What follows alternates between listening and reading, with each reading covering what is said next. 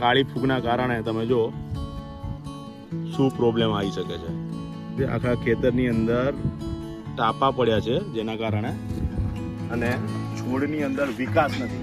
આ ભાગ જો શરૂઆતમાં કાળી ફૂગ આવેલી હતી આ ભાગની અંદર, એટલે સમગ્ર આ ભાગની અંદર પૂરેપૂરું ટાપું પડેલું છે, અને એવું ને એવું ટાપું પેલી બાજુમાં પડ્યું છે. પરંતુ દવાના સારા છંટકાવના કારણે આ રોકાઈ ગઈ છે, અત્યારે સ્ટેબલ છે, એટલે ફરીથી ગ્રોથ આવી ગયો છે. પણ હજી પણ કાળી ફૂગનો એટેક એટલો દેખાય છે.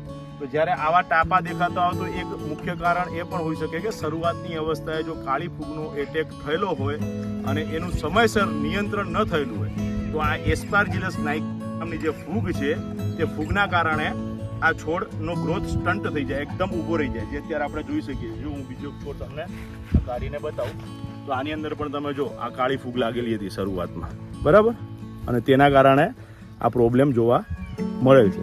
અને આ સમગ્ર જગ્યાએ બીજી બાજુ તમને બતાવું કે જ્યાં ગ્રોથ છે તો અહીંયા એટેક આવેલું નથી. તો આ બાજુનો છોડ આપણે કાઢીને જોઈએ તો આ તંદુરસ્ત છોડ છે અત્યારે, આની અંદર કોઈ કાળી ફૂગ લાગેલી નથી. તો આ ફિલ્ડની અંદર જોવા આવેલા છીએ અમે. તો આવા સમયે ખાસ ધ્યાન રહેવું કે આવી કાળી ફૂગને રોકવા માટે કોઈ પણ સારા ફંગીસાઇડનો ઉપયોગ કરવો સમયસર નિયંત્રણ માટે. તો આવી પરિસ્થિતિ જોવા નહીં મળે.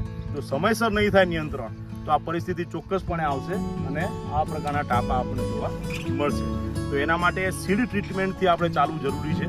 એમાં કોરોમંડલનું જટાયુ આવે છે, એ જટાયુનો ઉપયોગ બીજ માવજતમાં, અને ડોળનો ઉપદ્રવ થતો હોય તો ઓપ્ટ્રા એફએસ થાયોમિથોક્ઝામ 30% એફએસનો ઉપયોગ જોડે કરવામાં આવે તો આ પરિસ્થિતિ શરૂઆતથી આપણે જોવા મળે નહીં. એટલે બીજ માવજત સારી આપવી તે પણ જરૂરી છે.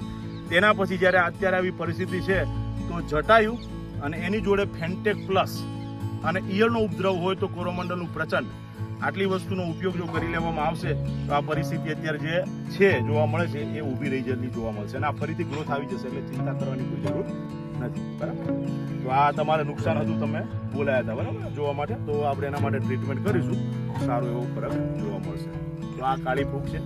આ કાળી ફૂગને કંટ્રોલ કરવા માટે સમયસર નિયંત્રણ કરવી જરૂરી છે. ધન્યવાદ.